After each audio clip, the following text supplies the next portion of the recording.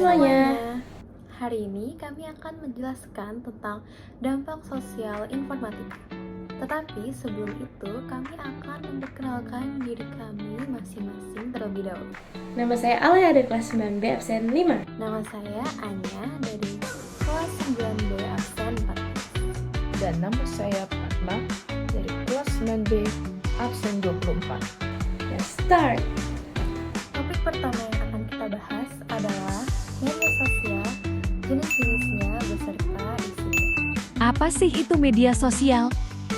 Jadi, media sosial itu secara umum bisa diartikan sebagai platform yang menyediakan fasilitas untuk berbagi informasi serta memungkinkan pengguna untuk saling berinteraksi dengan pengguna yang lainnya secara online.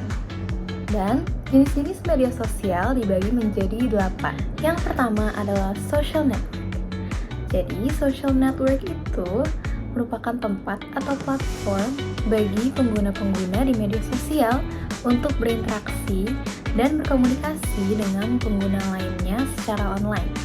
Dan aplikasi-aplikasi yang merupakan bagian dari social network adalah Facebook, LinkedIn, dan Discord. Yang kedua adalah content sharing.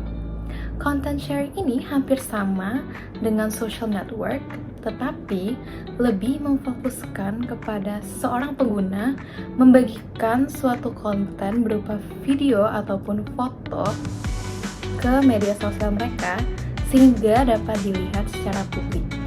Contoh-contoh aplikasi yang tergabung dalam content sharing adalah Instagram, YouTube, dan TikTok. Yang ketiga adalah collaborative project. Jadi, collaborative project ini adalah platform yang bisa melakukan kolaborasi dari seorang pengguna dengan pengguna yang lainnya ataupun lebih dari 2 juga bisa. Nah, di collaborative project ini contohnya seperti Wikipedia. Di Wikipedia kita bisa menciptakan suatu tulisan atau research yang baru sehingga dapat dibaca orang-orang di media sosial juga sambil melakukan suatu kolaborasi. Yang keempat adalah discussion forum. Jadi discussion forum itu merupakan platform media sosial yang digunakan untuk berdiskusi mengenai berbagai macam topik. Contoh aplikasinya adalah Kaskus dan juga Quora. Yang kelima adalah blog. Jadi, blog sudah merupakan hal yang umum bagi orang-orang karena di dalam blog itu kita bisa menciptakan suatu tulisan yang didukung oleh media lainnya seperti video ataupun foto dan diunggah sehingga karya kita bisa dibaca oleh pengguna lainnya di media sosial. Contohnya seperti Blogspot, Blogger, WordPress, dan masih banyak lagi. Yang keenam adalah microblog.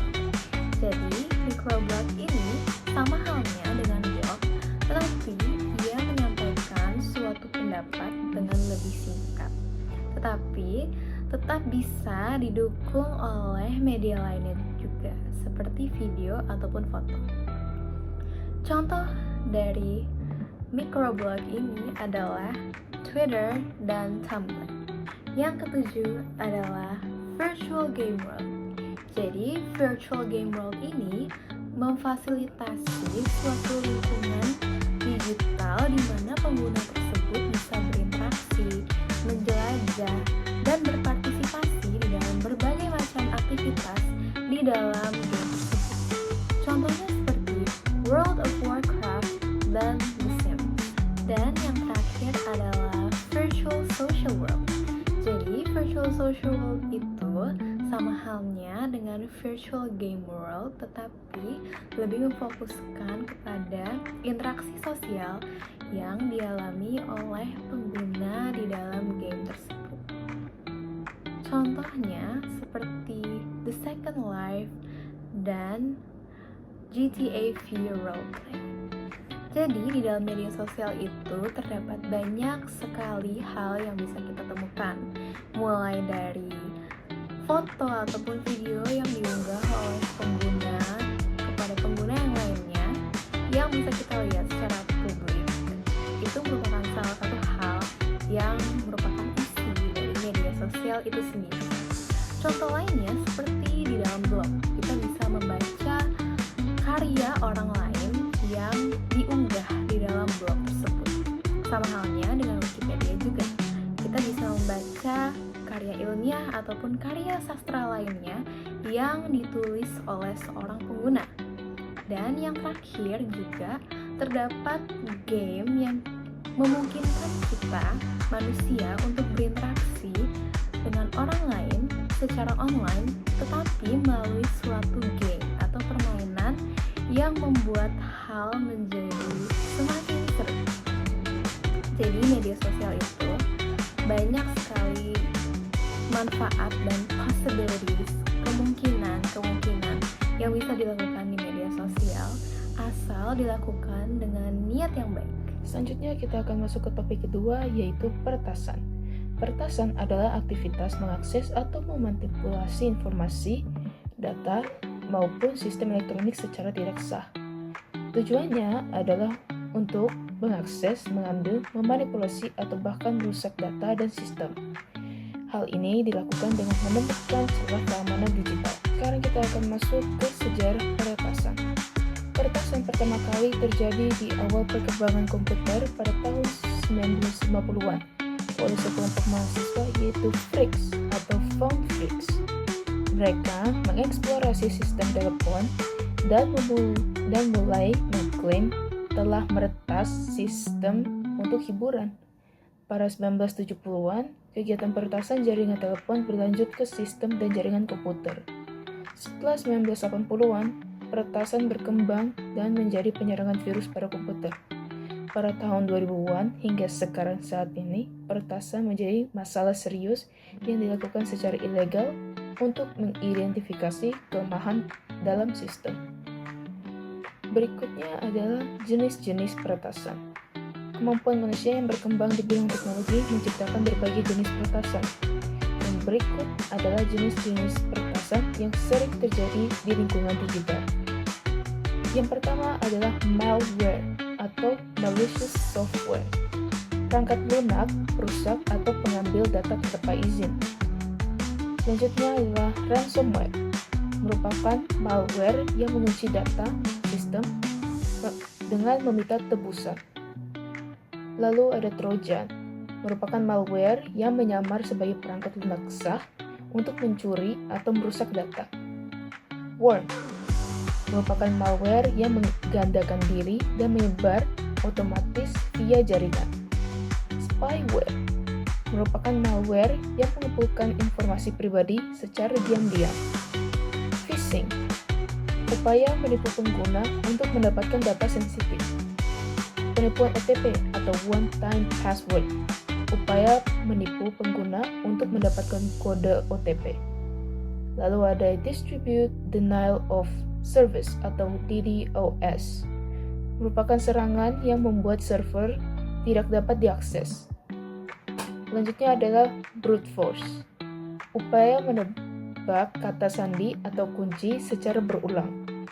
Dan yang terakhir adalah man in the middle atau MITM, merupakan peretas menyadap komunikasi dua pihak tanpa diketahui. Sebelumnya kita telah membahas tentang peretasan. Sekarang kita akan membahas tentang celah keamanan dalam dunia digital.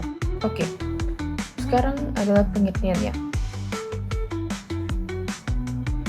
Celah keamanan dalam dunia digital adalah kelemahan yang memungkinkan peretas mengakses sistem, data, atau informasi. Celah ini seringkali dimanfaatkan untuk meretas dan memperoleh informasi yang tidak sah. Berikut terdapat 3 celah utama yang sering dimanfaatkan. Yang pertama adalah Internet of Things atau IoT. IoT adalah jaringan perangkat yang terhubung internet, memungkinkan pertukaran data. Namun, perangkat IoT sering memiliki standar keamanan rendah, membuatnya rentan diretas dan dieksploitasi untuk mengakses data pengguna atau bahkan mengendalikan perangkat. Berikutnya adalah pihak ketiga. Nah, maksudnya dari pihak ketiga ini adalah pihak eksternal yang menyediakan layanan, produk, atau akses data. Pihak ketiga menjadi celah keamanan karena kurangnya pengawasan. Jika pihak ketiga rentan terhadap serangan, data pengguna dapat bocor. Hal ini karena mereka sering memiliki akses ke data sensitif pengguna. Sekarang kita memasuki bagian terakhir, yaitu manusia. Manusia merupakan celah keamanan terbesar karena kelalaian atau kurangnya kesadaran. Misalnya, menggunakan kata sandi lemah atau mudah ditebak, tidak mengaktifkan autentikasi 2 faktor, atau mudah tertipu oleh teknik phishing. Peretas sering mengeksploitasi faktor manusia untuk mendapatkan akses. Ketika kamu mencari informasi di situs web menggunakan aplikasi peramban, situs web akan menyimpan informasi yang berupa data-data kecil yang disebut dengan cookie. Informasi tersebut dapat berupa riwayat penelusuran, informasi login, dan preferensi pengguna. Dengan menggunakan cookie, situs web mampu mengidentifikasi pengguna, melacak perilaku pengguna, serta memberikan pengalaman yang lebih personal dan efisien saat berinteraksi dengan situs. Cookie dapat menyimpan informasi yang bersifat privacy, seperti lokasi dan aktivitas yang dilakukan oleh pengguna. Oleh karena itu, aplikasi peramban memberikan kendali kepada pengguna untuk mengelola setiap cookies pada situs web yang dikunjungi. Aktivitas pengelolaan cookie diantaranya adalah menghapus cookie, memblokir cookie, dan mematikan penggunaan cookie pada semua situs web. Cookie dapat digunakan saat pengguna mengakses situs web. Server web akan mengirimkan informasi kepada aplikasi peramban, lalu aplikasi peramban akan menyimpannya dan mengirimkan kepada perangkat yang digunakan oleh pengguna agar dapat digunakan kembali. Saat pengguna menggunakan situs web yang sama, aplikasi peramban akan mengirimkan kepada server web informasi yang sudah disimpan. Maka pengguna dapat menggunakan situs web tanpa harus mengirimkan sandi atau yang lain-lainnya. Maka kamu harus bijak dalam menggunakan cookie agar tidak disalahgunakan oleh orang lain. Selanjutnya, yang akan kita bahas adalah kejahatan cyber. Kejahatan cyber meningkat setiap tahunnya, terutama dalam bidang hacking dan cyberbullying. Awalnya, aktivitas peretasan atau hacking digunakan untuk suatu tujuan yang positif. Namun seiring berkembangnya zaman, hacking malah disalahgunakan dan digunakan untuk tujuan yang negatif. Hacker adalah orang dengan kemampuan untuk meretas dan menggunakan kemampuannya itu untuk suatu tujuan tertentu. Nah, hacker biasa dibagi menjadi 2, yaitu white hat hacker dan black hat hacker.